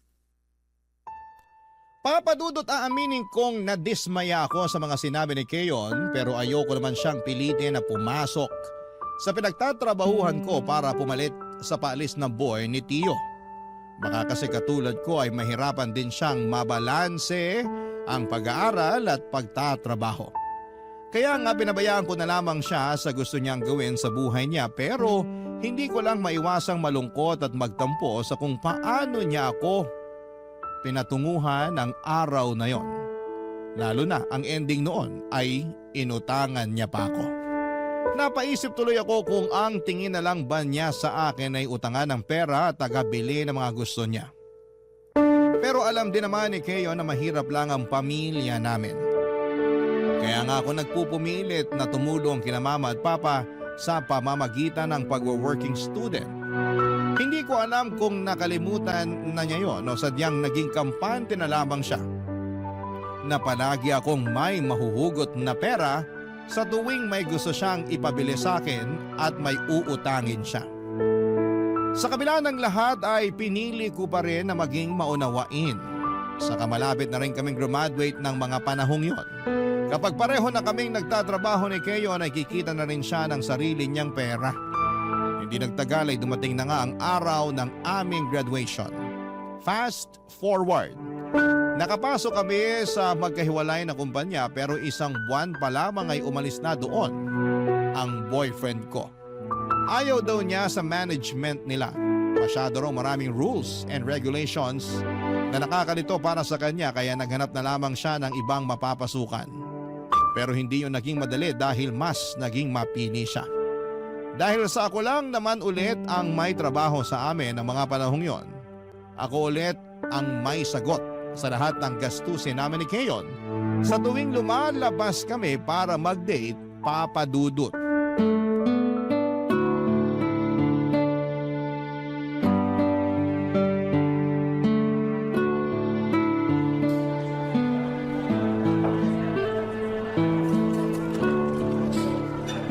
Ay, grabe. Thank you sa libre, baby ko. Nabusog ako sa kinain natin, baby ko. Tingnan mo, laki tuloy ng tiyan ko. Buti naman nabusog ka. Ang sungit-sungit mo na kanina nung gutom ka eh. Ako pa pinapila mo. Kagagaling ko nga lang sa trabaho. Pagod din kaya ako. Sorry na, sinundo naman kita eh. Wow, thank you ha. You're welcome. Alam mo, hindi ka ba talaga makahalata? Makahalata saan? Sa sitwasyon. Basta. Yun na yun. Ayoko na mag-explain sa'yo. Feeling ko kasi hindi ka nga nakakahalata. Nakakahalata ako kung meron. Pero wala naman eh. Tsaka bakit ka ba nagagalit? Hindi ako galit. Hindi raw. Pero nakataas na yung isang kilay mo. Tapos kunot na rin noo mo. Ewan ko sa'yo. Teka nga, malapit na ba period mo? Ano namang paki mo dun? Kasi ang taray-taray mo na eh. Nagkakaganyan ka lang naman tuwing magkaka-period ka na. Katatapos ko lang, di ba? Ay, oo nga pala. Ay, ewan ko talaga sa'yo, ang hirap mong kausap. Matino kaya akong kausap. Ikaw yung bigla-bigla na lang nagagalit dyan. Bakit? Dahil ikaw yung nag-order imbis na ako? Malamang. Ako na nga yung nagbayad, di ba? Pag-o-order na nga lang ang gagawin mo, hindi mo pa ginawa. Dami mo pang rason. Napaka mo talaga. Rason naman talaga na masakit tiyan ko. Kasi di pa ako nagla-lunch. At bakit mo sinusumbat na ikaw ang nagbayad? Mura lang naman itong mga kinain natin. Magkano lang to oh? Fast food lang tong kinainan natin. Tsaka ka naman umbat kung sa mga 5-star restaurant mo ako nilibre. Aba, talaga naman. Totoo naman sinabi ko. Makapagreklamo ka, akala mo talaga. At ikaw, kung makapagsalita ka, akala mo hindi ka nabusog dyan sa mumurahing pagkain na kinain mo ah. Nag-thank you na ako sa'yo, di ba? Hirap sa'yo, hilig mong manumbat. Porke ikaw may trabaho sa atin, pinamumukha mo na sa akin na palagi mo ako nililibre? Bakit? Hindi ba? Grabe ka. Parang hindi mo ako boyfriend. Boyfriend kita, pero paano naman ako? Girlfriend pa ba trato mo sa akin? Oo naman. Kaya nga sinundo kita kanina sa opisina nyo, di ba? Sinundo mo nga ako pero panay naman ang reklamo mo. Sobra ka naman. Hindi ba pwedeng masakit lang talaga tiyan ko? Sabi mo naman gusto mong mag-date tayo kasi namimiss mo na ako. Ay, wag na nga nating pag-usapan. Sumasakit lang ulo ko. Ikaw masyado ka mainit. Dapat chillax ka lang. Kalmahan mo. Wag na nga sabi natin pag-usapan. Ang kulit mo rin, no? Sorry na. Kasasabi ko lang na kalmahan Sige ka, 24 ka pa lang pero baka magka-wrinkles ka agad. Ewan ko sa'yo. Joke lang. Kumusta na pala yung paghahanap mo ng bagong trabaho? Okay naman. Wala pa rin ako nahanap. Sabi mo may interview ka kaninang umaga. Hindi ko pinuntahan. Ha? Bakit? Di ko trip yung office. Ang taas masyado. Piruin mo, nasa 18th floor. Paano ko masira yung elevator? Ano yun? Aakyatin ko gamit hagdan? Ayoko nga. Kaya hindi nila ako pumunta. Nang dahil lang dun? Hindi ka na tumuloy? Parang ang babaw naman. Hindi kaya mababaw yun. Yung office nyo nga, nasa 20th floor. Tapos pag nasira elevator nyo, lagi mong nirereklamo sa akin na naghahagdan ka. Hindi naman madalas yun. At saka nagpagawa na ng spare elevator yung building namin. Kaya kahit masira yung isa, meron pang isa na pwedeng gamitin. Kahit na, natroma ako dun sa kinuwento mo kaya ayoko na lang. Kaso sayang naman. Maganda pa naman yung company at saka malaki yung starting salary na offer nila. Aanhin ko naman yun kung ipanggagamot ko lang din sa nabasag kong tuhod. Gawa ng pag-akyat sa hagdan. Alam mo, ewan ko sa'yo. Hindi ko alam kung anong klaseng pag-iisip meron ka. O sadyang wala ka lang sa hulog magtrabaho. Dami mong reklamo? Nakakainis ka na! Papadudot, hindi ko akalain na susobra sa budget ko ang nagastos ko sa date naming yon ni Keon. Kunina nang na-realize kong umorder pala siya ng take-out para pasalubungan ng pamilya niya. Nahiya na lamang ako na tanggihan ang order niya dahil naisip ko na tama rin naman siya sa sinasabi niyang magiging masaya ang nanay at mga kapatid niya. Pero aminado akong sumama ang pakiramdam ko ng mga panahong yon at nanahimik na lamang hanggang magkahiwalay kami ng landas ni Keon. Ni singkong butas, walang nilabas ang boyfriend ko. Hindi rin siya nag-insist na ihatid ako kahit man lang sa tapat ng bahay namin kasi marami raw siyang dala. Uwing-uwi na raw siya noon para mainit pa niyang maibigay ang pasalubong niyang pagkain sa pamilya niya. Inintindi ko na lamang siya dahil kaya ko namang umuwi ng mag-isa. Pero sa loob-loob ko, alam ko hindi tama ang ginawa niya. Na-realize ko rin na hindi pa pala niya ako nililibre sa mga date namin simula noong naging kami. Ako lahat ang sumasagot dahil ako ang may trabaho, Papa Dudut. Barangay Love Stories. Barangay Love Stories. Papa Dudut, aminado akong dumating na ako sa point na kinumpara ko na ang relasyon namin ni Keon sa relasyon ng mga kaibigan at mga kaopisina ko. At doon ko nga na-realize na kahit matagal na kami ay kulang na kulang talaga ang effort ng boyfriend ko sa aming relasyon. Bukod sa hindi niya ako nililibre kahit buko juice ay hindi rin sweet si Keon. Hindi siya nagbibigay ng bulaklak o kahit na love letter sa akin lalo na tuwing Valentine's Day at birthday ko. Ang tanging pagkakataon lang na natatandaan kong naging sweet siya ay noong niligawan niya ako. Tuwing may sakit siya at hihingi ng mga kung ano-ano o magpapabili. Akala ko kapag tumatagal ay magbabago rin siya. Pero parang sa nakikita ko ng mga panahong yon ay hindi pa rin pala papadudot. Mabilis na lumipas sa mga araw, may napasukan ng trabaho si Keon pero palagi niyang kinukumpara ang mga sweldo namin.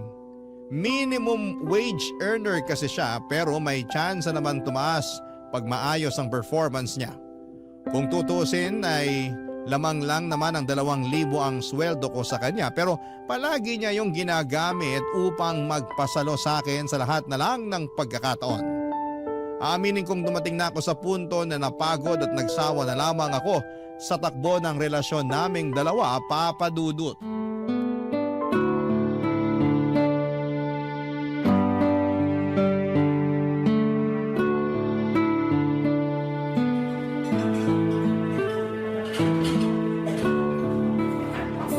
Grabe! Ang sarap naman ng mga pagkain sa restaurant na to.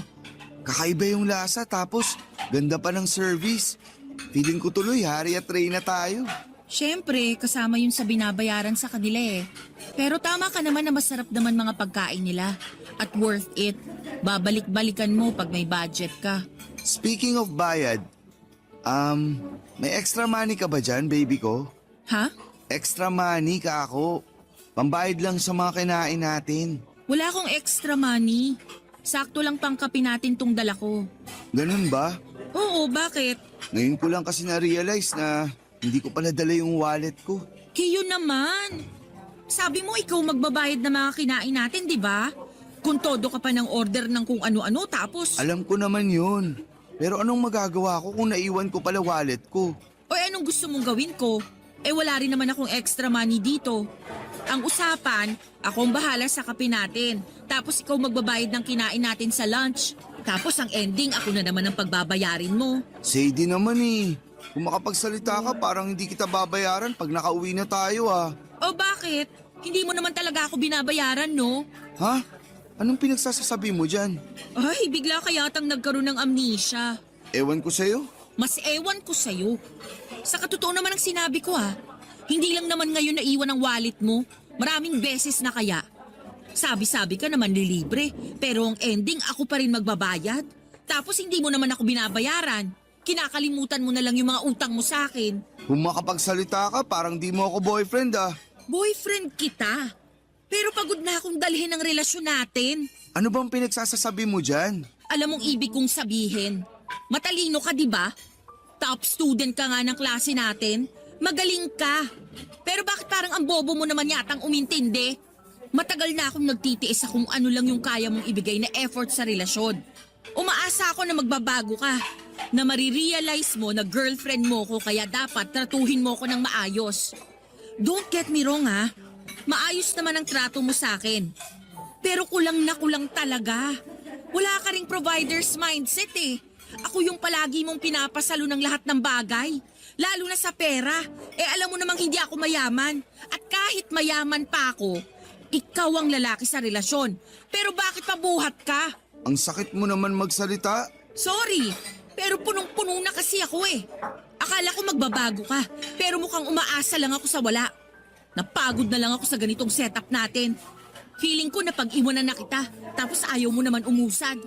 Kontento ka na lang sa kung anong lagay mo sa buhay, basta nakakakain ka ng 3 beses sa isang araw at nakakahinga pa. Alam mo, mabuti pa, iwanan na kita dito. Sandali! Saan ka pupunta? Hindi ba halata? Aalis na ako. Huwag mo akong iwan dito, Sadie. Wala akong pambayad sa kinain natin. Please naman. Problema ba yun? Eh di maghugas ka ng pinggan dyan. Sadie naman eh. Please, huwag ka naman ganyan sa akin. Gets ko naman yung mga sinabi mo. Kaya nga naiiya ako sa'yo. Hayaan mo, makakabawi rin ako sa'yo. Pangako, this time, di na ako sasabit. Basta bigyan mo lang ako ng isa pang tsansa. Hindi ka ba nakakaintindi? Pagod na nga ako. Pero mahal mo pa ako, di ba? Mahal pa natin ang isa't isa. Please naman, matagal na tayo eh. Huwag mo naman basta-basta itapon yung pinagsamahan natin. Willing naman ako magbago. Buti nga, sinabi mo mga pagkukulang ko eh. So kung hindi ko sinabi, hindi mo pa mahahalata? Halata ko naman pero iba pa rin yung sinabi mo. Sorry na baby ko. Huwag mo akong iwanan. Promise, magbabago na ako. Please? Ay, naku Kiyon. Nakakainis ka talaga. Sorry na talaga. O sige, pagbibigyan pa kita ng isa pang pagkakataon. Pero last na to ha. Oo, salamat baby ko. Huwag mo nga ako ma-baby-baby. Naiinis pa rin ako sa'yo. Sorry na nga. Pero pwede bang bayaran muna natin tong kinain natin para makaalis na tayo rito sa restaurant? Kasi kanina pa tayo pinagtitinginan ng mga tao. Medyo nakakahiya na eh. Wala nga akong extra money, di ba? I-card mo muna. Babayaran ko na lang pag uwi natin. Don't get me wrong, mahal ko po si Keon ng mga panahong yon, Papa Dudut. Pero pagod na ako sa palagiang pagsalo sa kanya sa tuwing kailangan niya ako. Hindi naman po ako convenience store na available 24/7 para sa mga pangangailangan niya. Hindi rin po ako ATM na may mailuluwang pera at takbuhan niya kapag nagigipit siya. Marami akong pangarap para sa amin ni Keon pero isang araw ay nagising na lamang ako sa realidad na baka ako na lang ang nangangarap mag-isa at nanghahawak sa aming relasyon. Alam ko na walang perpektong relasyon at may mga couple na nagsisimula bilang mahirap na umasenso naman sa dulo. Gawa na rin ang pagsisikap. Nagsisikap naman ako, alam ng Diyos yan. Pero parang hindi ko nakikitaan ang pagsisikap si Keon. Kaya nga hindi niyo ako masisisi kung ginusto ko na lang na makipaghiwalay sa kanya ng mga panahong yon. Pero dahil senserong pakiusap niya na bigyan ko pa raw siya ng isang tsansa, aaminin kong naantig ang puso ko at nakonsensya. Nang hinayang ako sa ilang taon naming pagsasama kaya nga nakumbinsi akong patawarin siya. Kaya lang ay hindi pa rin nagbago si Keon. Plinano ko na lang talagang makipaghiwalay sa kanya for good pero hindi yon natuloy dahil naman sa pandemic. Aminado ako malaking bagay na nandyan si Keon lalo at naapektuhan ng husto ang mental health ko. Marami kasi sa mga kamag-anak namin ang kinuha ng sakit na COVID-19. Makaraan ng 2 taon, taong 2022 nang may ginawang boyfriend ko na sa hinagap ay hindi ko naisip na magagawa niya sa akin, Papa Dudut.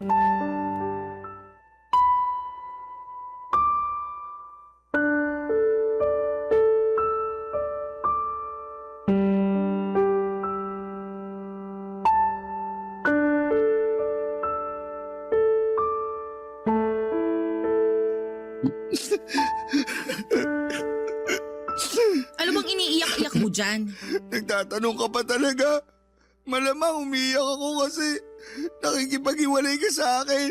At bakit hindi ako makikipaghiwalay? Sige nga. Baka nakakalimutan mo.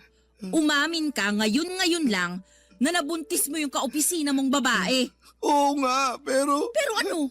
Hindi mo pananagutan yung nabuntis mo? pananagutan ko naman. Pero mahal kita eh. Mahal daw. Pero bumuntis ka ng iba.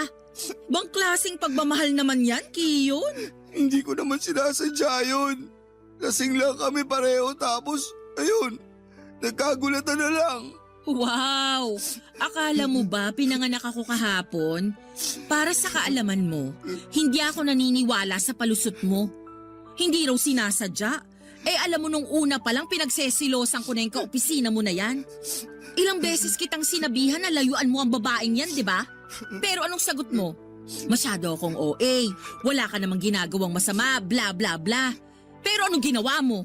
Binaliwala mo ko. May nangyari sa inyo ng babaeng yan. Tapos ngayon, nabuntis mo na siya. Sorry na, Sadie. Hindi ko talaga sinasadya. Ewan ko ba naman sa sarili ko? Ewan ko talaga sa'yo. Bahala ka na sa buhay mo. Parang awa mo na. Huwag mo akong iwalayan. Ano palagay mo sa akin? Tanga? Oo, naging tanga na ako ng ilang taon. Lalo na nung binigyan pa kita ng tsansa nung nakikipaghiwalay na ako sa'yo. Sana hindi na lang pala. Sana hindi na lang ako naawa sa'yo nun. Sana iniwan na lang kita sa restaurant at hinayaan kang mamroblema kung paano mo mababayaran yung mga kinain natin. Kasi kasalanan mo naman. Ang tanga-tanga ko nun kasi hinayaan pa kitang bigyan ako ng mas malaking rason para saktan ng husto. Sobra ka naman kung makapagsalita. Malaki rin naman natulong ko sa'yo nung pandemic ah. Di ba sabi mo, buti na lang nandun ako para may karamay ka? Oo, at nagpapasalamat naman ako sa bagay na yon. Pero wag mo nang asahan na gusto ko pa rin makisama sa'yo. Lalo't niloko mo ko at sinira mong tiwala ko. Saka ang kapal na mukha mong isumbat sa akin yung ginawa mo nung pandemic.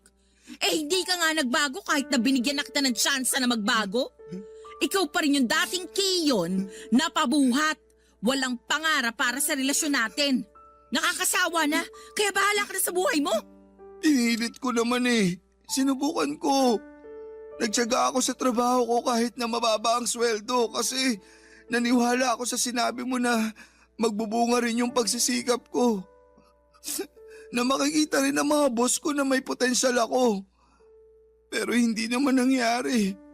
Sa lagay, kasalanan ko pa rin ba yun? Nagtiyaga ka nga. Hindi ka nga umalis. Pero wala ka rin namang ginawa para makita ng mga boss mo yung potensyal mo.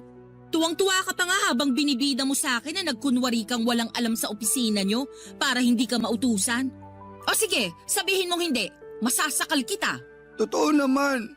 Pag marami kang alam, sa'yo ipapagawa. Nakakapagod kaya yun. Katwiran mo, bulok. Diyan ka lang talaga magaling. Sorry na, baby ko. Huwag mo nga akong tawagin yan. Nandidiri ako sa'yo. Simula sa araw na to, nakikipaghiwalay na ako sa'yo, Kiyon. Please, Sadie. Huwag mo ako iwan.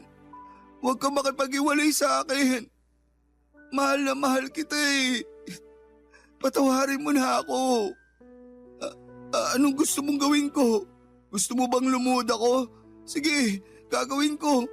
Luluda ko para patawarin mo lang. Pwede ba? Tumayo ka nga. Lalo lang nadadagdagan yung galit ko sa'yo eh.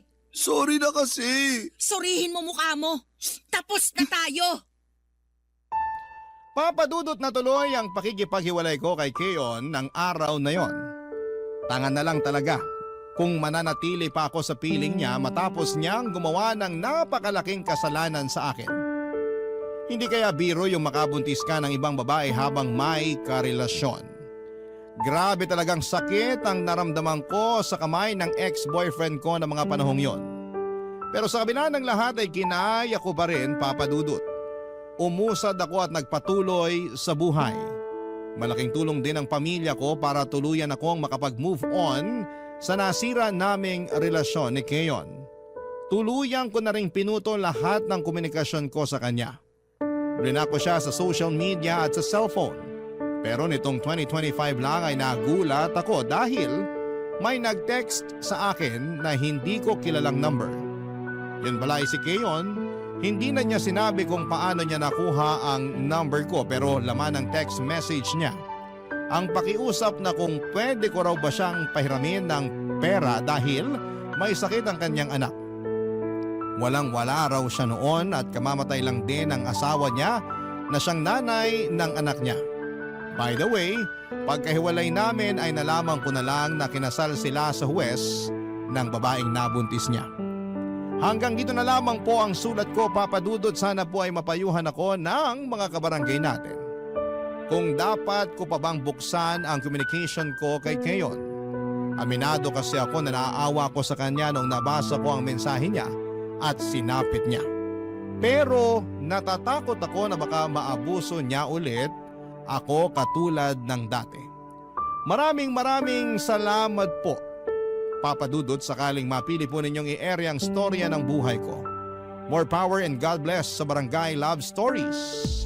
Ang inyong forever kapuso at ka-barangay, Sadie.